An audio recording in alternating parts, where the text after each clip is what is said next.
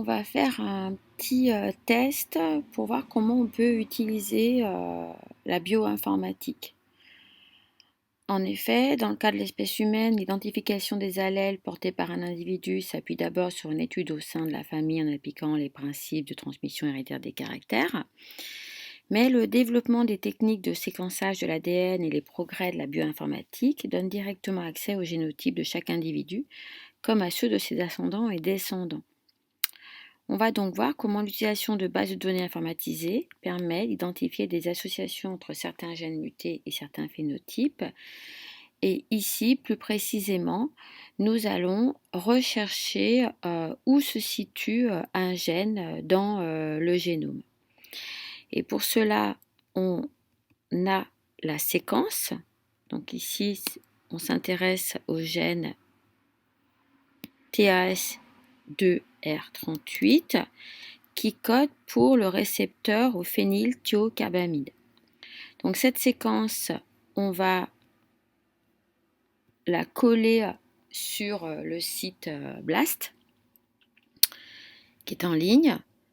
Si on avait une séquence d'acides aminés, on cliquerait sur protéine BLAST. Puisqu'on a une séquence de nucléotides, on va appuyer sur la séquence nucléotide BLAST. On va coller notre séquence. On va lui dire qu'on va aller sur des humains et on va cocher les séquences les plus similaires. On clique sur BLAST.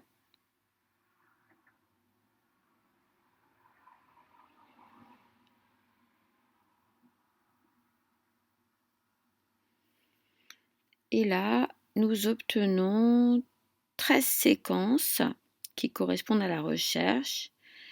Et l'on voit tout de suite ici que cette séquence est sur le chromosome 7. Alors ça m'intéresse.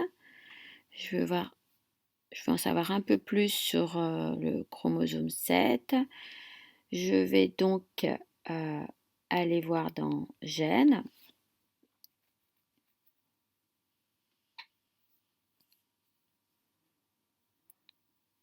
Et je vois dans Gènes que cette séquence sur le chromosome 7 se situe plus précisément sur la portion Q34.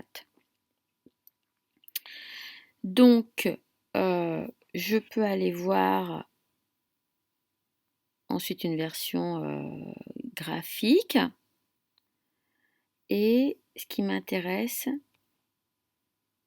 c'est d'avoir l'ensemble du chromosome 7 pour pouvoir positionner la portion Q34.